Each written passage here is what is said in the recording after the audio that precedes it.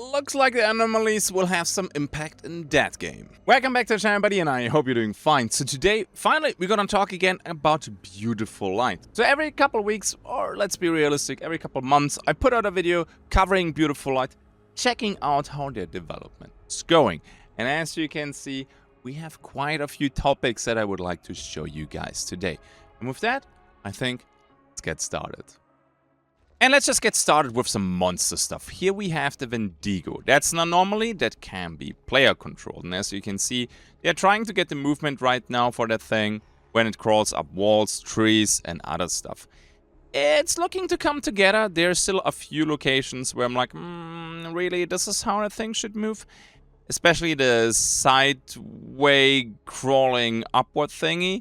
But I like the freedom of movement that we're gonna have here, and you have to keep in mind that nothing here is a final product yet, right? This is still development stage. I love the little sneak peeks behind the scenes. Beautiful Light is very open when it comes to development. It's a very interesting approach to interact with the community.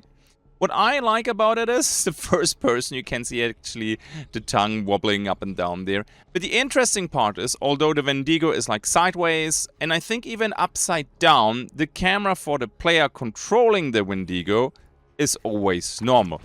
I think this is good from a gameplay point of view, because otherwise, with like the turning of the camera sideways, upside down, you probably get very, how do I put this, disoriented maybe? And it seems like the Wendigo is not really a tank monster, it's more like a hit and run.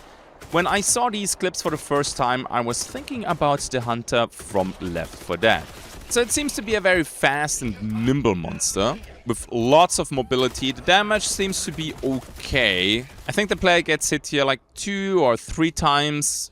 And while he took quite a beating, he's still standing. And I don't know if this is just for cinematic showcase purpose, but after getting hit a little bit, the Wendigo has to run again. I think it's smart to attack them people when they're doing a PvP fight or when they have lots of the small monsters attacking them. It's a very cool concept and I can't wait to play the monster. This is really, and I say this every video, I don't care because I think this is important. The unique selling point for Beautiful Light is that players can't play as the monster. So many games have a stalemate or opportunistic rats. It's part of the genre, I get it. And monsters can really break this up. This is something fresh, this is a new take on the extraction genre, and I'm all here for it. And then the next thing they showed is not just the movement, but it's a little bit dark in here, isn't it? But apparently no problem for the Wendigo. Inbuilt night vision? I like that. The question is, how will this work when you look into a direct light source? For example, a flashlight from players. And holy moly, look at that mobility. I'm liking it. Enough Wendigo, let's have a look at something else. And here we have the regular AI, the Reavers. They just showed us a little bit the animations that they have for being idle. They have an animation now for exploring, and they also have an animation for chasing. I'm just gonna show them you right now.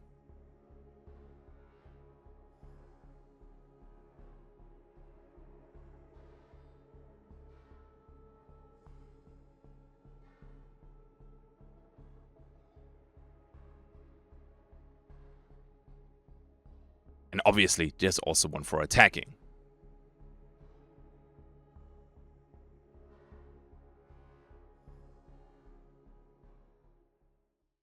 Let's have a look in-game how one of the elite versions of the Reavers look like.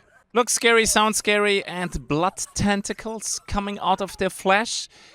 Yeah, that's gonna be quite a nightmare. And then I have a few more pictures, and there's even something that I don't think I showed yet. Well, we have here our base Reaver. Not as intimidating as the elite version. And I also showed you already the Ravager in one of the previous videos, which looks a little bit like a walking tank, and its outside heart being the sweet spot where you need to shoot. At least, that's what I assumed in the last video. But this one right here is something that I didn't show yet. And I want to show you a little bit the render concept for this one here. It's labeled Psy Creature. So first of all, disgusting like everything else in that game. And I would assume it's some sort of, I don't know, it's called a Psy Creature. So maybe mind control. Maybe it's just an alert trap that screams very loud and connects to the other anomalies and the other AI to call them in. And when it screams, then you can see the weak spot, the brain and the mouth. Oh, I'm not sure yet. Let me know what you think about it. What do you think is the role of this Psy creature? But hey, let's strike now some real fear into your hearts.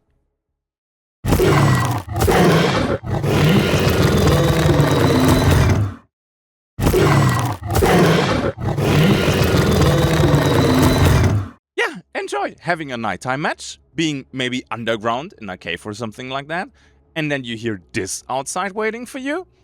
Oh, that's gonna be fun, man. I think this is so far from everything that I saw from the player-controlled Anomalies my favorite. Well, I like dogs. And what's better than monster dogs, am I right? And it gives me the biggest fear factor. Let's see, let me know in the comment section below, which one do you like more? The Juggernaut or the Wendigo? It's hard to tell. Okay, next up, I will actually just be quiet because the next clip is ambient noise and me talking the whole time would kind of ruin it.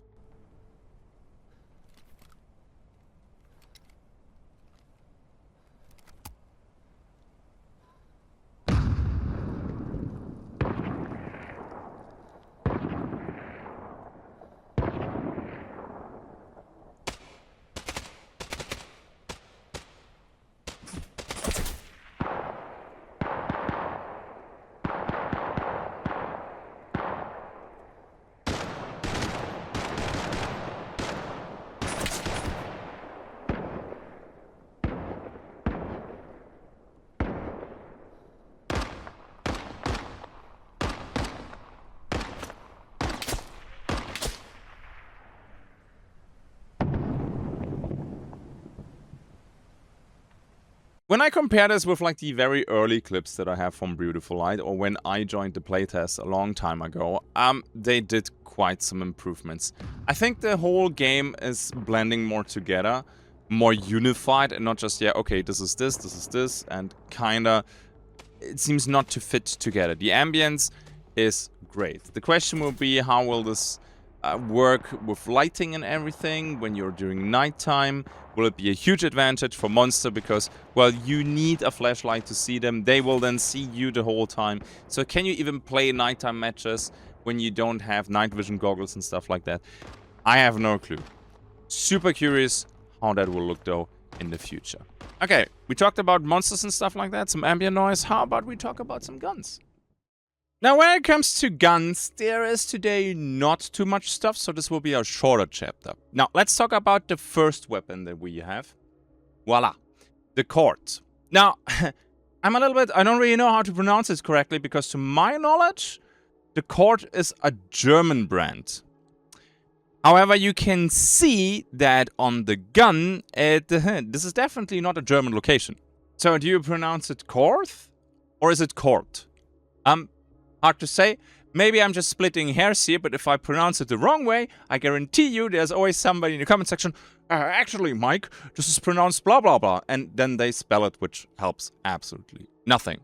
So as far as I know, they are, or at least originally produced in Germany, so that would be Kort and not Korth.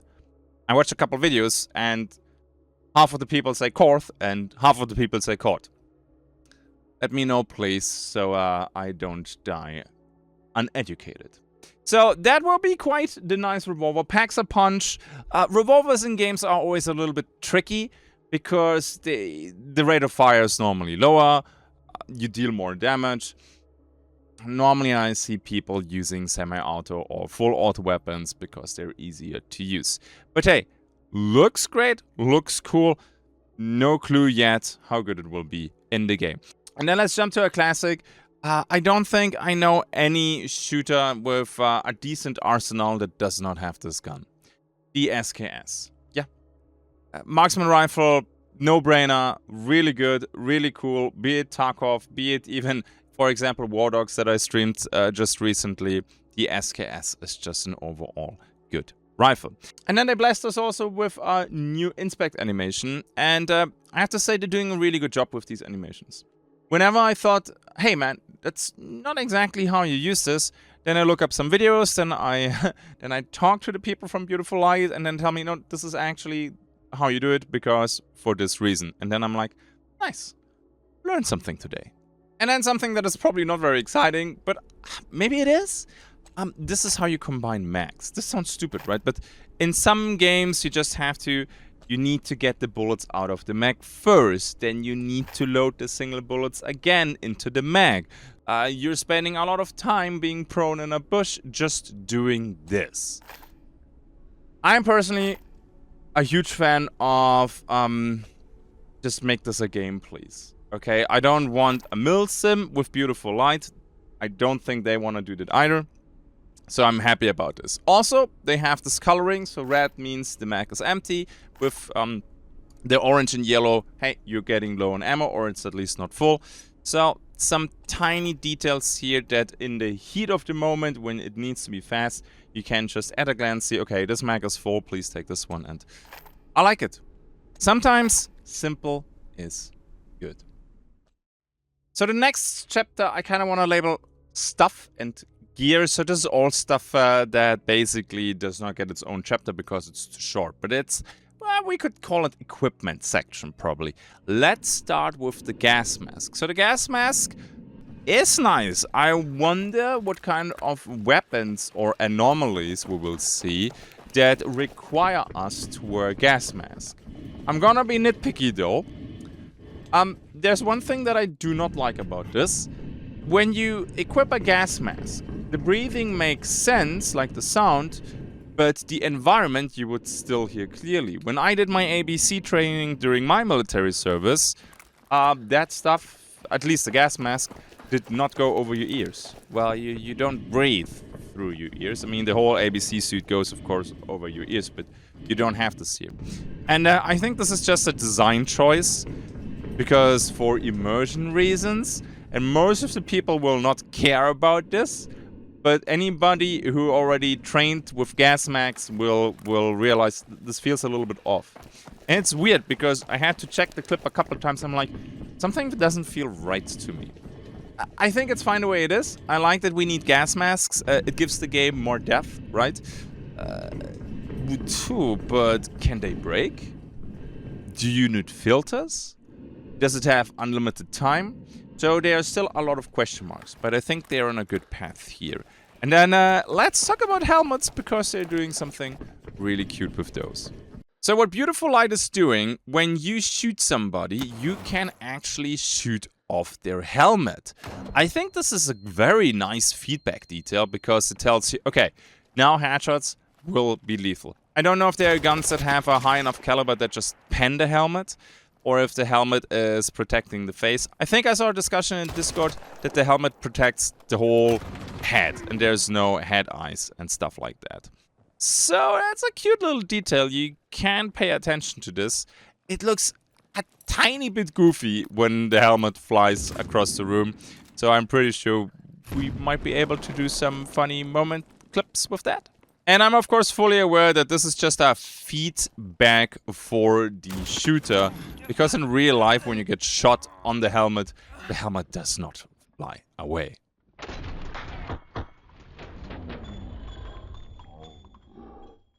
And also, lockpicking will be a thing. Surprises me, normally you know this from stealth games. Let's see how impactful it will be in Beautiful Light. I don't know if there will be keys. I don't know if you can just shoot the lock and just ignore the mechanic for the trade-off that you're being loud.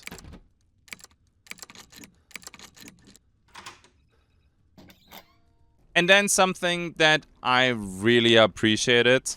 The veterans probably will crucify me, because it takes a little bit away the flair of the uniqueness of Beautiful Light. They changed the scanner. Before that, you had like the color system, and that way you could know where the laptop is.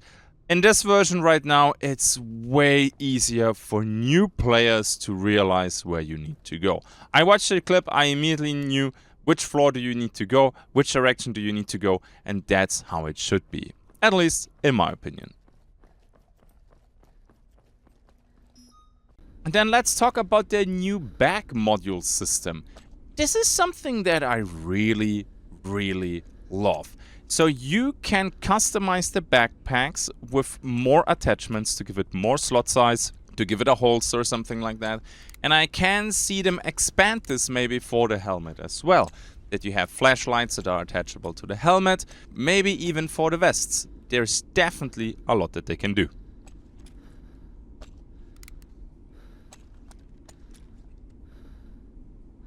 Also, the hacking changed now for the minigame for the laptop.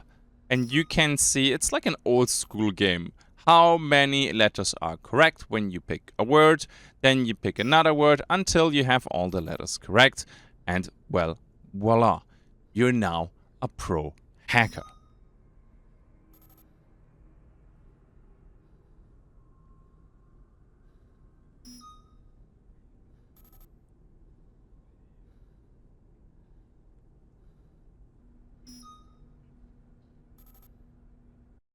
And then my apologies that this does not get its own chapter. We have here some running animations. I think they improved from the previous one. It looks a tad goofy on the first model, very good on the second one. The first one is like, he's moving a little bit like a chunky brick. But hey, maybe that's just me. Now finally, I also got a few clips from PvP from there. They have some early bird play session tests where we have, for example, this helicopter extraction here. Amusing apparently greatly the person flying away while blasting a face off. I'm still curious what they will put into the game to avoid or at least mitigate extraction camping. We will see. In general, it looks like that the TTK in Beautiful Light seems to be in a good spot. Not lightning fast, especially when helmets can negate that one-shot head tap. But nobody looks like they are a bullet sponge. And I really appreciate it not going up against, well, bullet sponges, because otherwise, when you go up against multiple opponents, it's most of the time simply game over. Then I have one clip that is just raw from one of their recent playtests that exactly proves my point. I would give credit to the player, but the clip is not labeled, and I don't know who that is. So if anybody knows, let me know, because it was a nice play and they deserve some credit.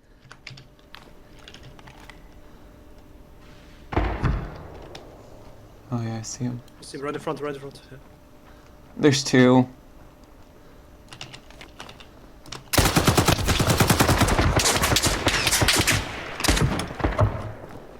I really don't have enough ammo for this. I killed one. One's that they're pushing me. Wait, did you die? Yep.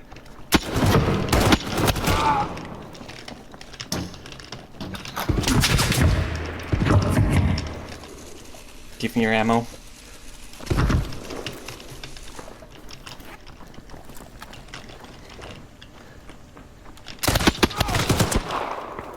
Did you just get shot by somebody else? No, I just killed all of them. Oh, okay, get it. And then we saw this as my intro clip. And this is something that I want. I want these... They're not called anomalies because anomalies are the monsters that you control. But I always say anomaly because from Stalker. I want this. I want stuff that actually modifies the PvP, not just to, oh yeah, I'm gonna peek this tree, I'm gonna peek this corner. Give us something that opens up more attack paths. I mean, that right there is YOLO, okay?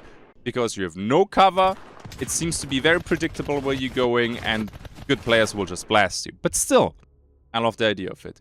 What kind of anomalies would you like to see, like environmental ones, that spice up the PvP a little? We're almost done with the video. There's just one more thing that I would like to share with you guys, and that is some level art. Since I'm driving to Gamescom tomorrow and I'm running simply out of time, we're gonna just play some music. You can check them out, and then you tell me what you found. Here we go.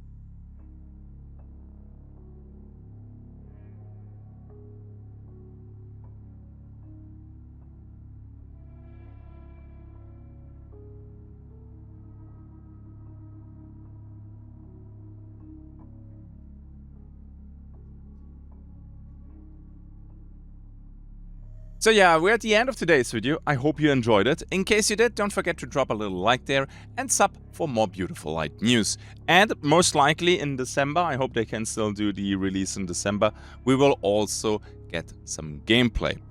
Fingers crossed for that one. Big shout out to my patrons. Thank you very much, guys, for supporting me over on Patreon. You guys are, as always, huge support. And at the end, I even have more videos on the channel about hunt, hunger, and every now and then, some beautiful light. I see you next one. Until then, have a good day and bye-bye.